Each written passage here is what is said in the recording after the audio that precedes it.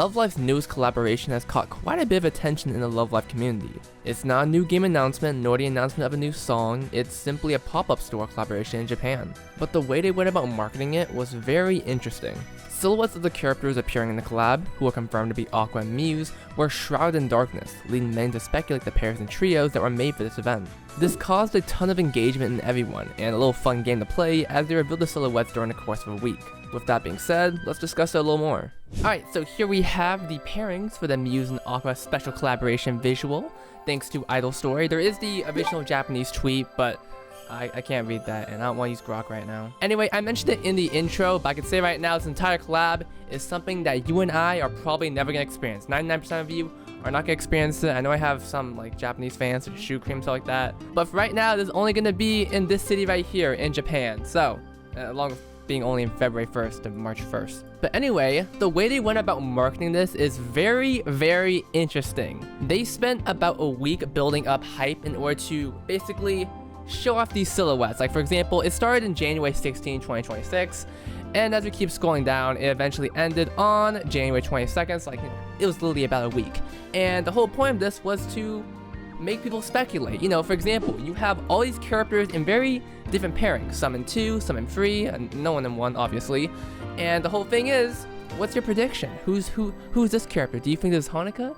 Do you think it's Chica? Obviously it is. Actually no, it wasn't obvious at the time, but until we got that first pair right there, you can see right there. But it created a lot of intrigue, and via the reaction of it, both on Instagram, Twitter, and even TikTok, it seems people were really interested in this. Like for example, we're gonna go on TikTok and Instagram a bit later, but for right now I just want to go through Twitter, because you can find a bunch of people speculating on who this person's gonna be. You gotta know, Kana, Nozomi, Mari, you know, are they gonna combine, you know, the third years? No. Stuff like that, you know, obvious pairings, you know, Rin and Yo.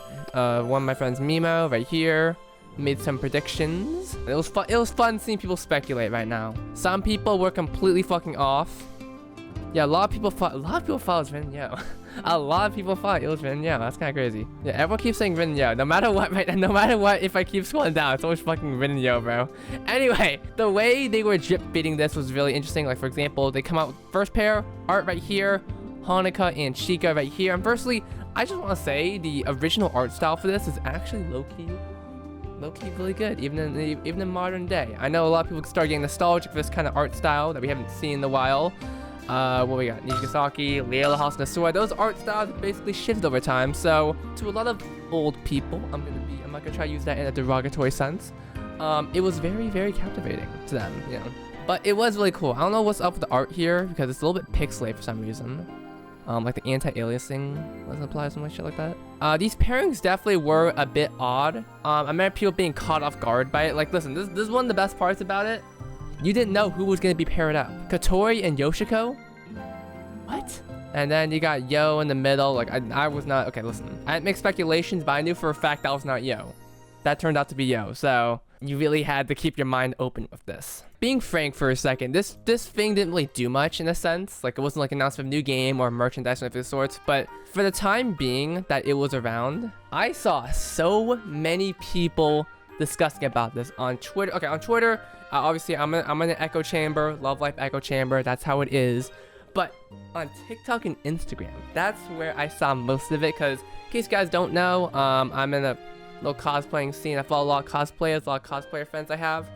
And a lot of them do Love Life, or used to do Love Life. Matter of fact, many of the people I interviewed in one of my old Love Life popularity videos, that was for SakuraCon, many of them were my friends, and they were Love Life fans. However, this right here got everyone talking, and there's a multitude of reasons for that. I mean, there should be some pretty obvious reasons. This little art piece right here seemed to really reinvigorate everyone. You know, the early Muse and Aqua fans, because I'm not gonna lie, most of the discussion I saw, it was definitely from older fans. And there's nothing wrong with that, nothing wrong with that. I remember I was streaming, and some people called it boomer baiting, or I call it nostalgia baiting. And you can definitely make a case for that. I think the best way to describe it is that if this was Nijigasaki or Leela or even Hasunosora, I definitely would not have seen the activity I would have saw. But you didn't hear that from me. I'm not doom posting. Firstly, I actually do gotta talk about these outfits, because I really do love these outfits. All the alternate hairstyles everyone got is really cool. I think Okay, Hanyo has not changed. Okay, Hanyo and Hanamaru, I'm gonna need you to step aside for a second, bro. Rin, Ruby, dude. Ruby's haircut right here. Haircut, why? I don't know. I fuck up with terms so often now. Ruby's hairstyle right here. It really looks like Yo. I'm not surprised everyone thought it looked like Yo. I do really like these. All these outfits are really nice. The blue for, wait, what the fuck? Was that the joke? Like, was that the bit? Like, Muse wears blue and Aqua wears pink? I just realized that. Anyway, this art piece is good, and it was really interesting seeing a lot of people like I knew talk about it. Because listen, whenever I'm usually in the Love Live space, most of the things that I see being talked about, you know, that things that get talked about is usually in a small enclosed space. But this is one of the cases where that was not the case. I keep saying case a lot, but this was actually really widespread. Let me go on Insta. Let me hand. Idle story. Y'all remember 10 seconds ago when I was talking about when stuff gets discussed in Love Life, it's usually in a small space that I usually see. But when it came to this thing, when it came to this little art thing, a lot of people were a lot more, like, you know, being more active on it. I think the best example, I know, obviously, using one account is not a good litmus test, and obviously, overseas fans, stuff like that, I always gotta put a disclaimer. I might as well fucking glue it to my goddamn shirt. But obviously, shouldn't be using it as a litmus test, but it is interesting, you know, you got the Hasunosora, you got Nijikasaki getting some hits in. But then once you get to the fucking me shit, it goes fucking insane. People were on this shit. Even for the birthday posts. Like, you got this, everyone, cause it inspired so much engagement, you know, being like, who did you get this right? No, you did not. You did not get this shit right. It was really interesting because you got right here, and everyone. Oh god, we're getting old.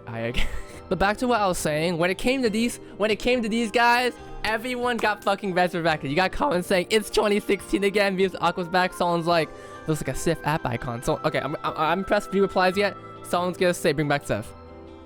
Okay, we'll go close enough. 2018 all over again. It's okay. I don't look at this. There's nothing wrong with nostalgia baiting. I joined Love Life in 2018, so unfortunately, I'm kind of a newer fan. I'm sorry. I got like a year and a half before everything went to shit. I did play CFS though, but it was really, you can really see just how big these sort of posts got in terms of interactions. I know Instagram. I don't know. Usually, I don't judge Instagram. But I have a lot of people I know on Instagram, so unfortunately, I gotta do it now. I gotta use some reference. You know, you see in my videos I talk about conventions now, even though conventions are a very small echo space. Yeah, you can see people coping at all time. People will forever cope no matter what, bro. I can't even. Love Life garbage. When was the last time you posted? Oh, you posted for a while. Okay, never mind.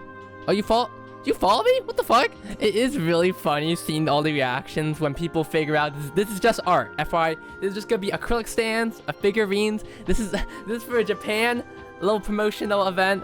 It's not gonna be no sing together, no live with Smile, no Sunny Day song, just collab art. And that's, I don't know. If you're an older Love Live fan who just started interacting because of this event, then you know you probably have your thoughts.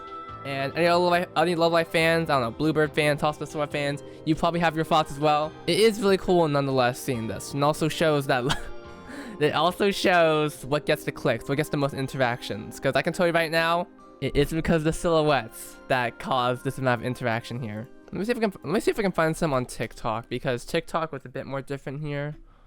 Although the way TikTok does shit is so fucking annoying, bro. Update, I cannot find that shit. So you just got to believe me. Just can believe me. There was definitely a TikTok I saw where they were guessing that shit like everyone else. It's like those time sensitive Discord gifts. I just can't find them in the right moment. But that's a little discussion about this little pop-up thing, because I wouldn't usually make a video about this. But like, it actually did get some traction, like really like a lot more traction I usually see. As someone who scrolls Twitter on the Love Life community tab and stuff like that, bro, I'd be sleeping and I'd wake up. That's how it was. That's how it was, guys. That's how it was. Can't really talk about that in the video essay. I can't really stretch that topic into 20 minutes. Nor do I really want to. I definitely do feel like Love Life will probably take note of this, of how this got. Well, actually, was it even? Actually, let me check the Japanese.